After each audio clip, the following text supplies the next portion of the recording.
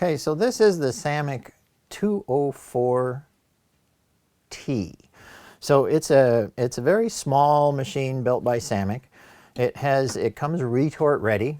It has a flat bottom chamber with just one plate, which comes in and out easily. Now the fun thing about these plates is depending on which way you put them in, they give you different heights. So you just have one plate in these machines, and you don't have too many different plates to deal with, so you just do one for one level, turn it right side up or turn it upside down. The 204 features a 10-inch wide heat seal bar, so you can do up to a 10 by 12-inch bag pretty flat in here, which means you can get the bags a little bit longer when you're filling them up with some product. The controls on this machine are a timed cycle, so they're really pretty straightforward.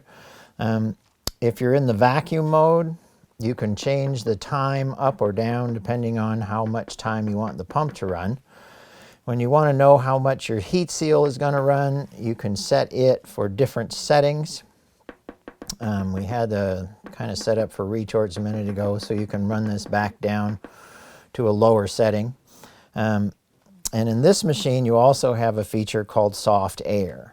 So these machines have a feature where you can let the air back into the chamber more slowly, and it lets the plastic lay down on top of your product instead of letting a huge inrush of air, which can deform your product sometimes. So these are a little more gentle, a little more of a finesse kind of setting on this soft air.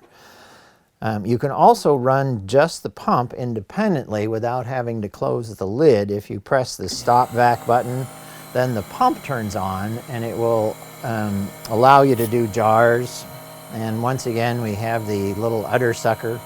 So now you can just hold this up to this end, up to the suction port on here, and then that will allow you to vacuum pack things like jars or canisters, and then it's just a plumbing issue to get from here to a jar.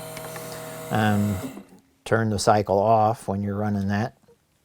So this little machine lends itself well to 8 by 12s, 10 by 12-inch bags. And we have a 40-pound sack of rice that we've been working on for the last kind of all day here, and we'll just take some of it and put it into a pouch. I like to put in 3 or 4 scoops into a bag this size. And generally a bag about that full. Now once again, I like to make things pretty flat when I'm packing up things like grains.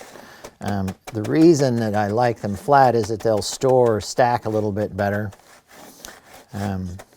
And we'll actually try and run this a couple of different ways here, but we'll put this in a flat situation.